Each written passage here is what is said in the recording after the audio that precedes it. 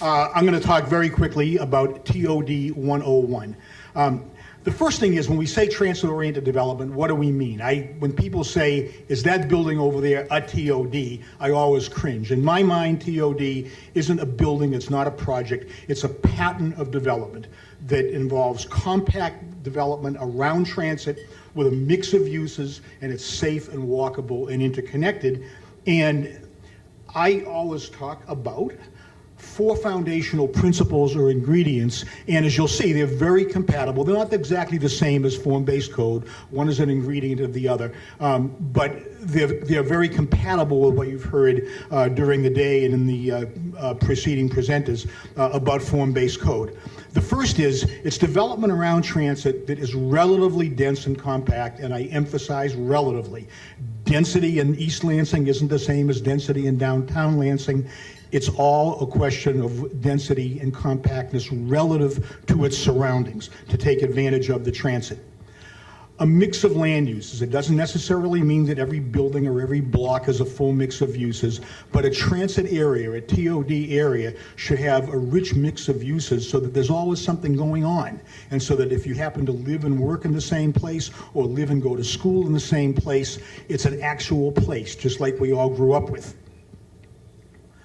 A great public realm. That's much of what you've heard so far. Sidewalks, plazas, bike paths, a human scale street grid, as we've heard a lot how buildings work at ground level and meet the street.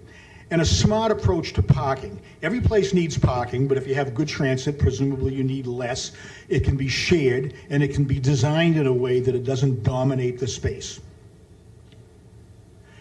Where does TOD happen? We're focused at the corridor level on land use and development ideas for a whole corridor, and that's a very exciting level, but there's TOD planning at the region level, there's TOD planning at the station level, and obviously individual projects happen on actual individual sites. How does it happen? It's a very multidisciplinary thing. The 3 big ingredients that we're talking about now in the early planning phase is community dialogue, like we're having, transit planning, and land use planning and zoning. But for the actual development to happen, there's all these other things. There's station design, there's the actual work of urban design, there's the economics of whether somebody will actually come and do it, there's value capture, Joe was just talking about that, there's complicated public-private transactions, and there's federal and state and other policies that can contribute to it. So what? Why is this important? Why should anybody care? Let me talk about why TOD is important from 4 perspectives. From the overall perspective of the community in the region, TOD is an organizing principle for smart growth. It turns out that advocates, developers, and local governments can all join hands around it. It saves land, it saves the cost of infrastructure, and it saves vehicle miles traveled. And because of all that, it's a way to actually get things done. From the standpoint of businesses, if you're a business in a TOD setting, you have access to a broader pool of workers and a broader pool of customers than a competitor who's located in an automobile-only location. From the standpoint of somebody who works for a living, the reverse is true. We all know that work is decentralizing in America. In every metropolitan area in America, with few exceptions, work is decentralizing, and commutes are becoming longer and more expensive and more difficult. We sometimes talk about employment TOD, which is making sure that part of TOD is a lot of jobs where there is transit. And if you're a worker, you have access to a much broader pool of jobs if you live in a place that's served by transit, and if a lot of jobs are located in places that are served by transit. Just common sense.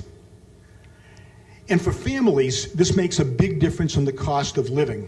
Everyone's affected by housing costs, everyone's affected by commuting costs, and increasingly we look at the combination of your housing cost and daily commuting cost, and if those amount to 45% or less of your income, then it's relatively affordable, and the reverse is true as well. And that left-hand map, the yellow are places in Greater Lansing where housing costs are less than 30%, a lot of territory. The right-hand side is places where housing plus commuting costs are less than 45%, and it tells you what you intuitively already knew. The places where housing and transportation together contribute to affordability are relatively narrow, and they're places served by transit.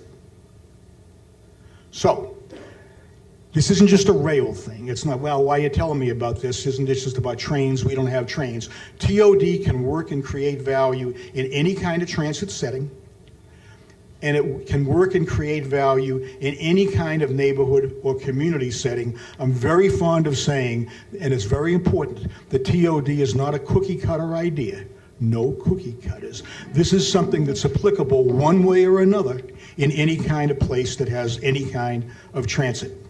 So I'm going to give you some examples quickly, and I picked some examples that I know something about, so if there are questions I can answer insightfully. Central business districts, the South Boston waterfront, the extension of downtown Boston, that's a rendering that was done 15 years ago. I like the rendering because everything in that picture was built, and there are 2 transit stations inside that grid of streets.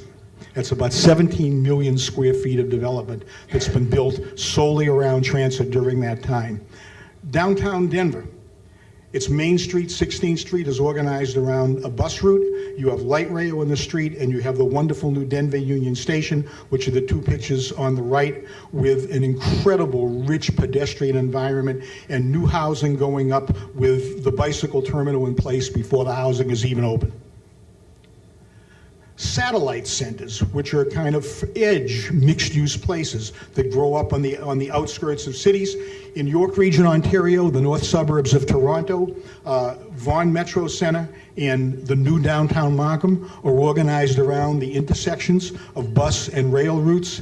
And a project I worked on outside Boston called Assembly Square in the city of Somerville, that's about a 60-acre mixed-use TOD district that's underway, and that's a big plan from outer space. But at the local, at the street granular level, you have everything including a Lego giraffe.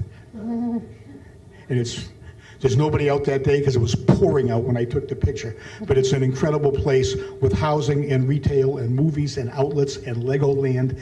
And the largest employer in Boston has its headquarters right there. And you can live there and walk to work. Transit villages, traditional neighborhood, small city, small town, mini downtowns. One in Boston, Dudley Station. Coolidge Corner, where I live in Brookline, Massachusetts, and a different kind of example in Plano, Texas, a nice old rural town that was suddenly reached by DART rail, and they built this incredibly nice walk-up 2- and 3-level housing that seamlessly blends with the traditional retail downtown with a light rail right there, and they're doing a lot of that in Greater Dallas. It's a very, very nice TOD form. And traditional neighborhoods enriched by TOD. In Cleveland, all of the old neighborhoods grew up along their streetcar lines. When the streetcar lines went away, they became bus lines. The places where Cleveland is coming back to life, and that's 2 examples, Gordon Square and Slavic Village, are places where transit and the ability to have mixed-use development and the everyday use of transit as a matter of course are combining to do some really incredible things. And near where I live, a parking lot for one of our Green Line stations was turned into that development, and it's got the transit on one side, it's got the regular city street on the other side. It's an incredibly convenient place to live if you're commuting to downtown Boston, and it looks like it was there forever. Thank you.